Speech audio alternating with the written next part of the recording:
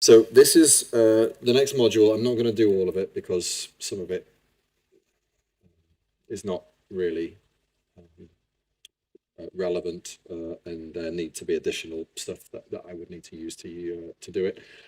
But we'll do the first half of it, and it's really just talking about how to looking at a more complex cross-chain use case, and how we would do this.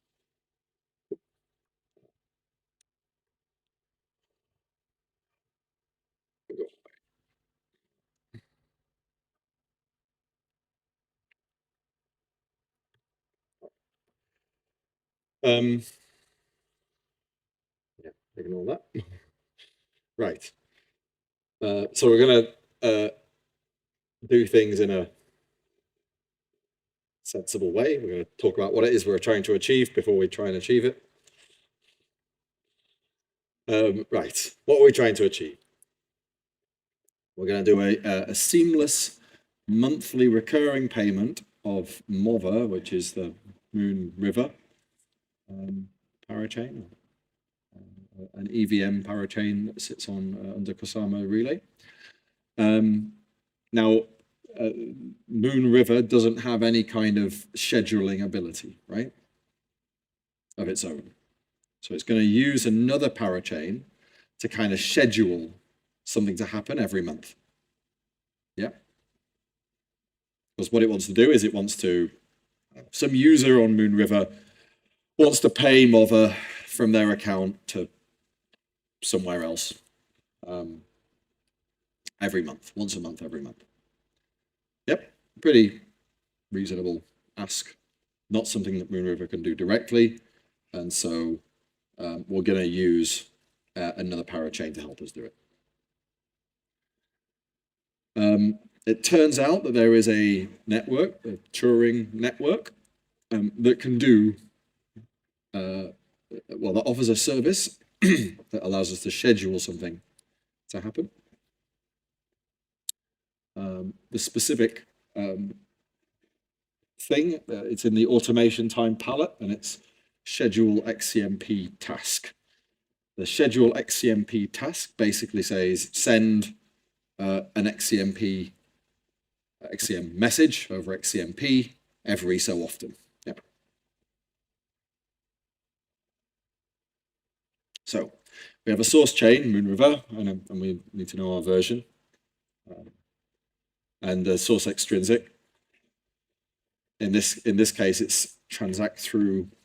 Not actually very clear on this. In parts, it's transact through sign. In parts, it's transact through derivative or derivation, or one or the other. I seem to be used interchangeably. Maybe it changed over time. And it will initiate the remote execution on the Turing network of this automation request, this automation transaction. Yeah. Presumes that the Turing network has its own fee structure for doing the service of sending an XCM message over XCMP every so often, every month or so.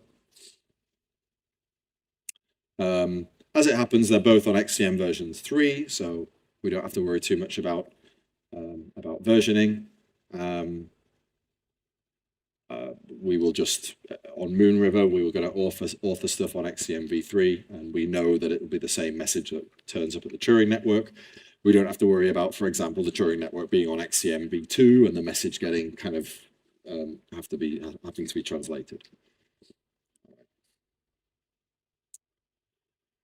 So roughly speaking, what's it going to look like? Well, we're going to set up an automation, presumably through a dApp. I'm not going to cover the dApp part of this. It's other stuff is needed for that. We're going to pass the automation request to Moon River. Moon River is going to then send an XCM over to the Turing network, which will has this Oracle thing that tells it when the month is up. The Oracle thing is the thing that looks at the conditions of tasks and does the automation and potentially sends an XCM message over XCMP out. That's what this automation palette does, and then that will come back to Moonriver, and Moonriver will validate the XCM and execute the task, which is pay some mother. And then we presume that this task will only be sent every month. Yep.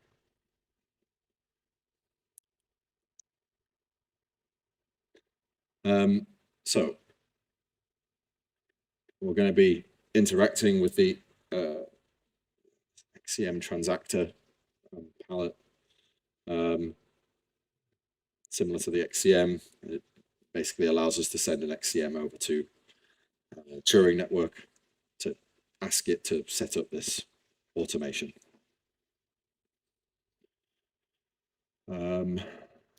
Right, so we're going to look at some of the prerequisites to make this work. So ensure that there are barriers on the recipient, ensure the barriers are met on the recipient chain. In this case, the barrier that we will be looking towards is a doesn't actually mention it. We're going to use the by execution barrier, right? This we're going to pay for our execution. That's why it's going to bother executing the XCM at all. And that allow execution barrier, allow purchase bought execution, sits under this new barrier, which hasn't yet been covered, which I will cover now. With computed origin is a very particular, very useful barrier. And what it does is it modifies the barrier origin. When you're in a barrier, like this allow execution, should execute, I think it is actually, barrier, you get given the origin and you get given the message. And you have to work out whether the message should execute given the origin. Yeah. And it's when if we do something like by execute, like the allow paid execution from, then we check that the origin matches the from bit and that there is a by execution at the top of the message. Yeah. What if our origin, what if the effective origin of the by execution is different to the real, the physical origin of the message? What we might have is a situation where we first descend origin into an account ID before we buy execution.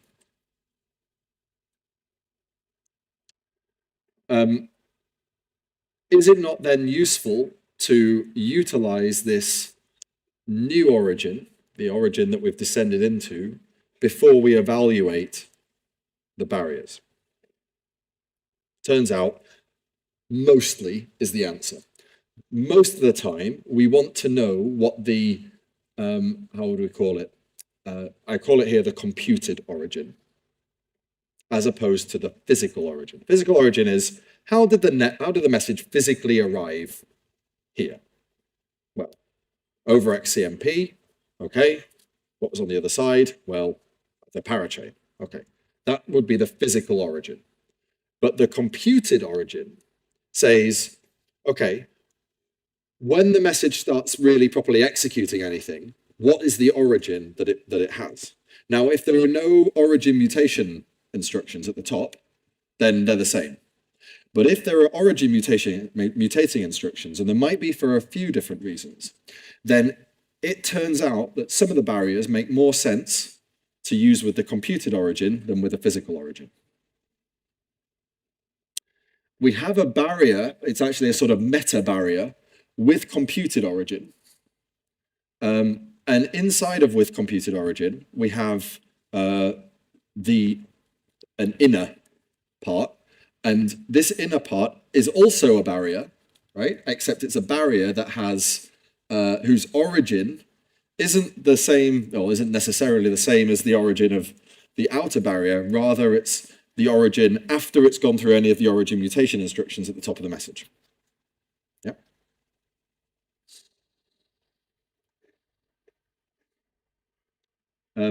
this is nonsense. Apologies. The thing inside of with computed origin is a barrier. Actually, it's not nonsense. It's not nonsense. You can have a barrier that is everything, but you wouldn't write this. Right? You wouldn't say, well, figure out what the computed origin is and then let everything through, right? You would do something with it. You would have something that isn't just let everything through. You'd have, well, let it through if the origin is something. Right? So the everything in the middle of there is silly. But oftentimes in real configurations, not the 2-year-old Rococo configuration we looked at just before, but like actual current configurations, the barrier condition will include the with computed origin. Good. What the with computed origin does is allow instructions like the descend origin effectively to take effect before the inner barrier is evaluated. That's essentially it. The other very important usage, so we have descend origin, that's one of the usages. The other very important usage is for bridges. When a message comes in that has been sent over from a bridge, the origin is not the bridge hub. Or the desired origin is not the bridge hub. The physical origin, of course, is the bridge hub. The message is coming from the bridge hub, because it's the bridge hub that the message got sort of magically zapped into through the machinery of the bridge. But that's not a useful origin. If I don't know, if we're talking about like the Kusama Polkadot bridge, we don't care that the message came via the bridge hub. What we care about is that the message came from Kusama, right? Yeah. So the physical origin oftentimes isn't so useful. It can be useful on occasions, which is why I say it's mostly for the computed origin, but there are occasions where we actually do care about the physical origin. But for example, for the bridge, in the bridge example, the message is prepended not with a descend origin, because of course Kusama isn't an interior origin of the bridge. That wouldn't make sense either.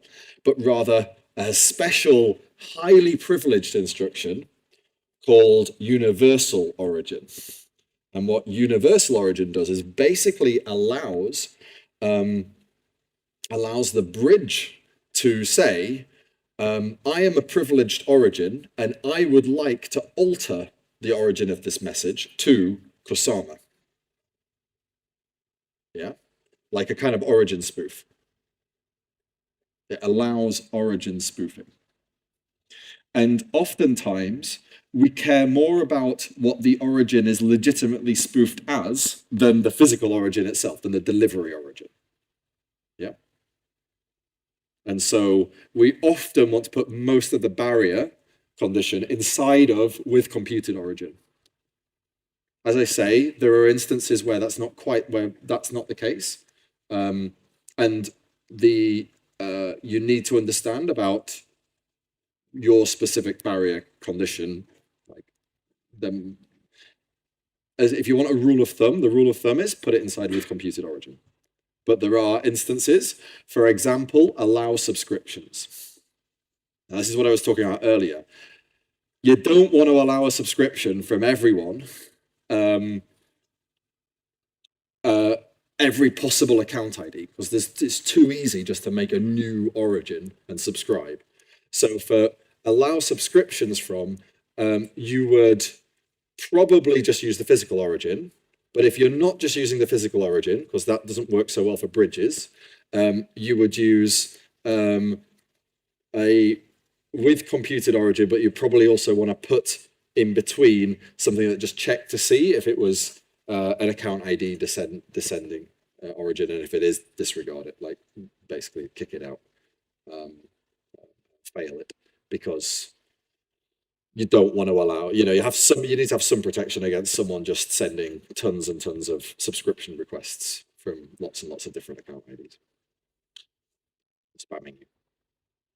Okay, so this is with computed origin. This is quite an important one. Do you understand? You understand the difference now, right, between physical origin and the origin, the logical origin, right? The origin after we've done all of the origin mutation to get to the thing that we really kind of interested, the thing that the bulk of the message is going to execute with.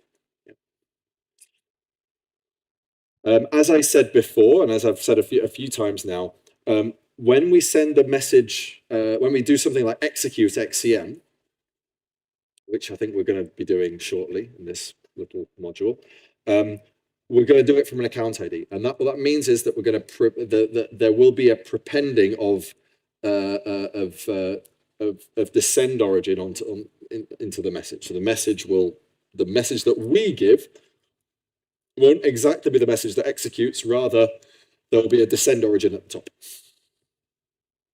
in order to show that, hey, the chain doesn't necessarily agree with what's being done, so it doesn't want it done with its privilege level. Instead, first it wants to alter the privilege level to that of a user, an account ID, and then let happen whatever happens. This is a security thing, sort of safety thing. Good. Now, because we know we're going to get a descend origin prepended, we need to make sure that the user's wallet on the remote chain, on the doesn't actually say, does it? On the recipient chain. So wherever the message is going, which if I'm pretty sure is the Turing network, right? We have to make sure that the user's wallet there will have some funds. Now, what is going to be the user's wallet on there? It's not going to be their account ID on Moonriver, yeah? It's going to be whatever the sovereign account is for parent chain, Moonriver, their account ID on Moonriver. And that, if we remember, we had describe family and describe account.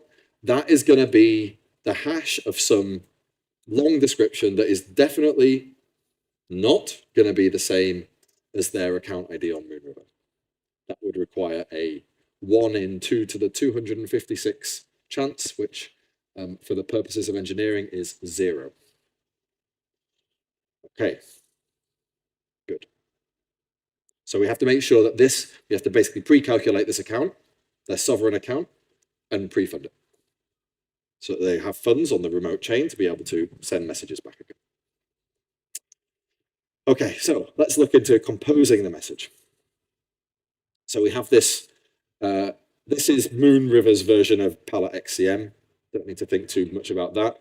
There is a transact through signed extrinsic. What this does is make a transaction, make an XCM, but do it with a signed origin and prepend this descend origin instruction onto the message. Yeah. I have a quick question, because I guess for allow subscription from, that's where you could define like the versions that you want to accept, right? Allow subscription. Instead of putting just for everything, or where could you kind of version the barriers or anything like that? Or you don't. Versioning largely happens in an automated fashion. So subscriptions is the mechanism used to discover what version the remote chain supports, and as it changes, to get updates. Okay. And so I was walking through the diagram, and you mentioned that, yeah, the user would have to have an account on the Turing network, so that then you can, I guess, send the message back to Moonriver, right? And is there within the XCM, or I guess this concept, the concept of a relayer, so that the user doesn't have to actually have an account on Turing network and still receive, a message back or anything like that? No, not yet anyway. Okay. All right, thanks. Right, so transact through sign. Forward. As I said just now, there's a bit of a point about versioning, but it's not so relevant here. XCM versions don't tend to diverge very much across the ecosystem. as chains generally keep up to date with substrate and frame releases. So they update as they update.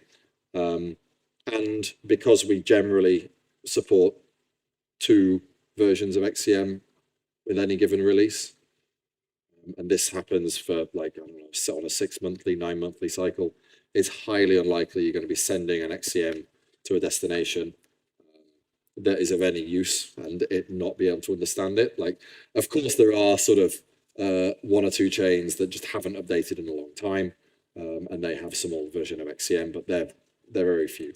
They're very few, and you're unlikely to want to interact with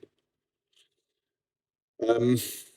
Yes, we need to be a little careful about the weight, of course, because we need to know how much weight our destination chain needs to execute our message, unless we do unlimited weight.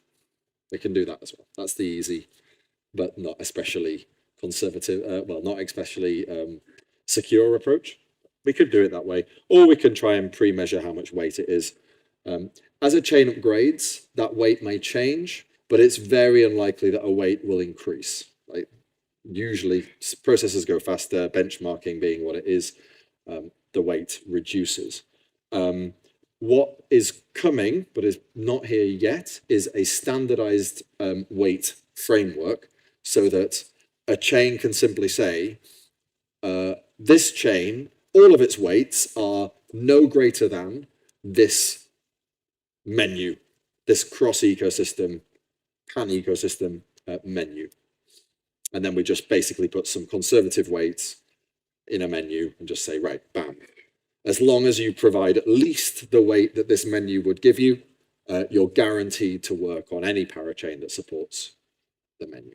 Yeah, that's something that's being mooted now, and that won't take very long to do. It's more of just a case of herding cats, getting everyone to use the same menu. And then we need to know the fees. Knowing the weights is one thing, but that tells you how many seconds basically the XCM will take to execute. We also need to know how much we should be paying per second, and if the recipient chain, if we're not paying in the recipient chain's native currency, then we need to know what the conversion rate is that the chain accepts for our currency that we want to be paying in. Assuming that we're not paying in, for example, Tur, that our assets are just Mother, then if Tur is configured to accept many different currencies, many chains are, it's relatively easy to do so, then we need to know what this conversion rate is. The conversion rate, for what it's worth, at the moment, many chains, well, they do one of 2 things. Either they have a DEX on the chain, right? And they just convert the assets as they come in which case you need to look at the DEX conversion rate, maybe add a little bit of leeway. Or you, for chains that don't have a DEX, and that's most of them, they look at the ratio of the existential deposits. So they assume that the existential deposit of each currency is roughly the same value, and then they basically just take the, in this case, that would be the Tur native fee. They divide that by the Tur existential deposit and then multiply it by the Mother existential deposit, and they get a Mother fee, right? Now, if the existential deposits are way off and one of them is very, very expensive and the other one is comparatively cheap, then of course the fee will be comparatively cheap or expensive. But most of the time they're about right. And they yield something that is vaguely sensible. I think the sort of existential deposits we're talking about are about, I don't know, a cent, 10 cents, that kind of value. So as long as, if you're making a chain, you configure it in this way, if you are in sort of playing the role of Tur, it's sensible to keep your existential deposits kind of roughly up to date with real token values. If you're expecting people to pay fees in other tokens anyway. Okay. So yeah, we still use Polkadot JS for doing this stuff. It's a bit of a dinosaur these days, but it does the trick mostly.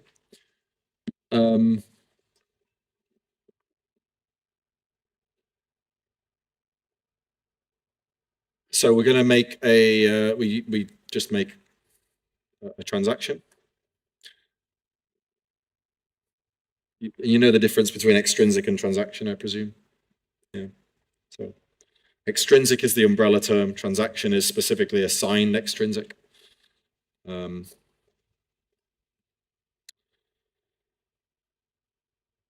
Polkadot.js sort of is a little bit questionable usage. This should probably read transaction. Because we are using an account. If we're using an account, that means we're signing it. If we're signing it, that makes it a transaction.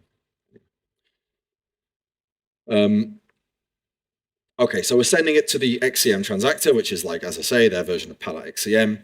And we have this transact through derivative, which we have thus far been calling transact through signed, but whatever, kind of the same thing. The main point is that we are, we're going to have this descend junction instruction prepended to our message. We're sending it to, we're sending it to this parachain, 2114, which is the Turing network parachain ID. Yep.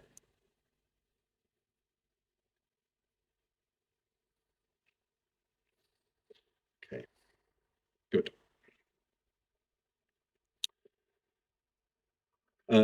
Now we have to tell it what XCM we want executed on the Turing network. Now, as I mentioned, we're going through, this is assumed to have a descend junction prepended to it. So although it's coming physically from Moon River, when it arrives, and specifically when our code gets executed, we'll already be in our account ID on Moon River XCM origin. Yep. Therefore, we're going to be paying. Okay. This is not so relevant. Okay. So therefore, any withdrawals or anything that happens there will be from that XCM location. So let's go through what this thing looks like. So we're sending, whatever. This isn't so important. Right. Now, again, apologies. This is this has been formatted really badly, and all of these descriptions are one slide behind. Right. So this says withdraw asset, and this is saying talking about descend origin. Okay. So what we're going to do is pretend that's not there yet and read this, and then when I move it on, this corresponds. When I move it on, the next text will correspond to what used to be here. So we're going to read this, be happy with it, look at the picture, and then move on, and then read the text and consolidate the picture we just saw in the new text. Okay, so ignore the picture for now. Descend origin. This is the first instruction. This is prepended. We don't get any option about this. Why not? Security reasons. Otherwise, our message would be executing with the whole of Moonbeam's privilege on Turing chain. We obviously can't have that. So first, rather than clearing the origin, which is also not, it's heavy-handed, right? We descend down to the account ID. And then we're in this interior location, accordingly lower privilege level. The only sort of privileges we have are associated with our account ID on Moon River. All right. Good. So we can assume that descend origin is there. We don't put it in ourselves, right? It's done for us because it's non-negotiable. So the next thing we're going to do after that is put in the next thing that will happen after that, the first thing that we really do, is this withdraw asset instruction. And there we go. That's what the withdraw asset instruction looks like in Polkadot.js. Again, this is from a XCM v2, so this has gone in XCM v4. It's not, you no longer bother putting in concrete. You're just going to put this thing will move up a level. So you specify the number of parents, in this case, no parents, and the interior of it here, right? So what this basically means is we are withdrawing an asset, and the assets that we are withdrawing, the ID of those assets are the Moon River thing. No, hold on. No, I think it's the Turing asset. And we're withdrawing this amount of it.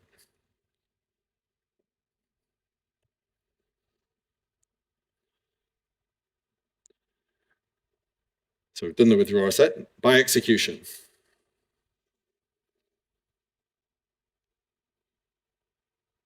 So these are coming from the wallet, the account, not the wallet, the account that the user has on the Turing chain. Yeah. We're now executing on the Turing chain. We're executing with the account ID of .. /moonriver, the user's account ID, whatever account ID that maps onto, whatever sovereign account that maps onto.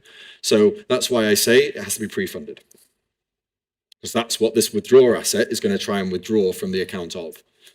It's going to try and withdraw this amount of Turing, and then by execution, that's easy enough. In this case, we're not bothering to pre-weigh, just say it's unlimited, whatever the weight Turing chain says. Yep.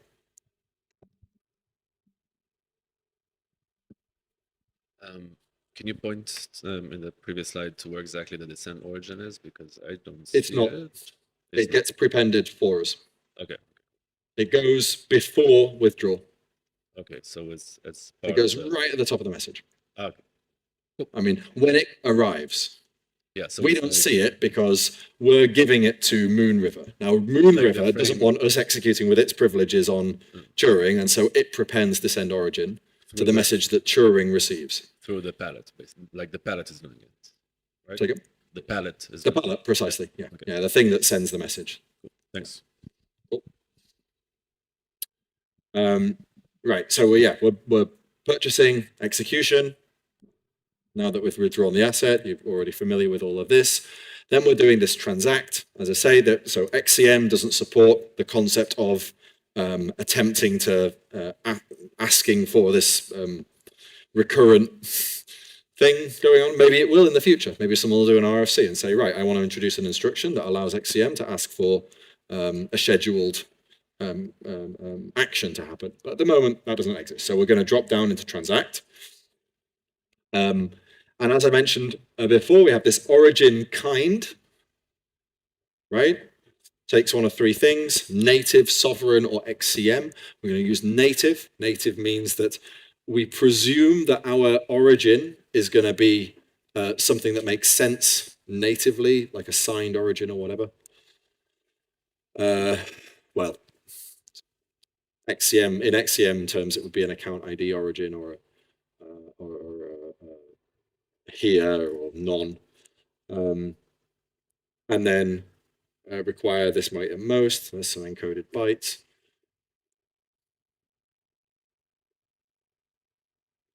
And then what we're going to do, after we've purchased our weight, we're going to refund anything that we didn't need, because we don't know.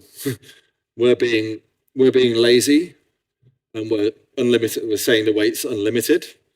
It can figure it out, and what it will do is it will measure how much this transaction weighs when it arrives at the Turing chain, and it won't. And whatever that is, it will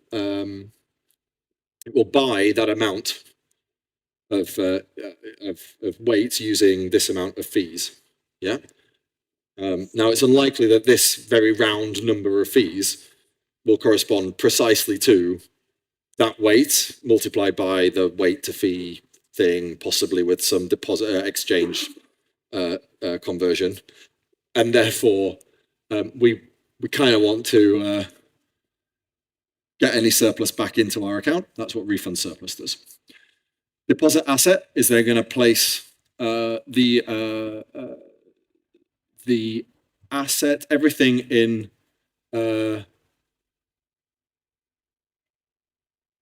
all of the assets in a holding register, at most one of them. This is XCM2 dialect. It's changed a little recently. Oh, well, not recently, in XCM4 and 3. So you'll see it a little different. And what we're doing is we're just depositing it in the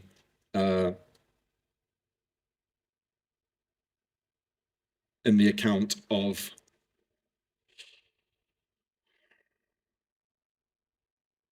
the Turing parachain, beneficiary account of the Turing parachain.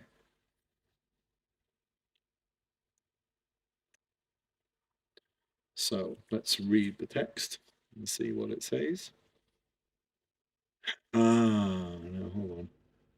Right, yes. Excuse the encoded in a call and target chain. So we ensure, whatever. Refund surplus deposit asset. Right. So once we've executed that transact, we might have some funds left over. We probably do. That's what the refund surplus is. So we're just going to put it on in an account for ourselves. It's a bit odd here. This might be a typo. Target chain, we ensure that the gas cost doesn't specify. Yeah, whatever. Anyway, if you have the transact. Yes. Yeah. This is unfortunately nonsense. This 2114, I mean, this is the Turing chain's ID, right? So what this says is put any leftover assets on the child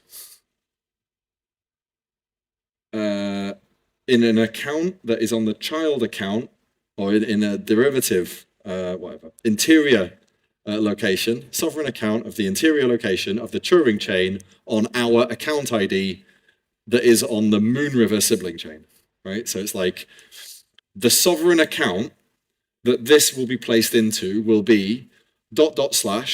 Moonriver / account ID, our account ID / parachain of Turing parachain, which makes no sense at all. In reality, you would actually just put the beneficiary as being probably here. This would just be here, X, right? It could also be beneficiary of account ID of the user's account, of the user's, some public key that the user has access to, so they can very easily just transact it away.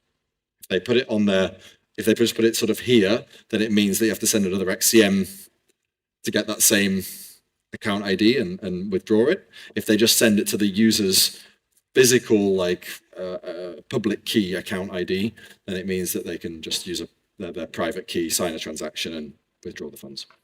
Yep. But this, sending it to a parachain, doesn't make any sense. Okay, good. There are debugging tools that you can use to debug what's going on the chain. In reality, if you use these debugging tools, what you will see is on the Turing chain, it will first descend origin into the user's account. Then it will withdraw the asset by execution, do the transaction, which basically says, give me the notifications, give me the schedule this stuff to happen. Then it will do the refund surplus, and then deposit any of that surplus into the corrected user account. Yeah, I won't, don't worry. Good, and that ends this module. Are there any questions? Nope. Yeah, go on.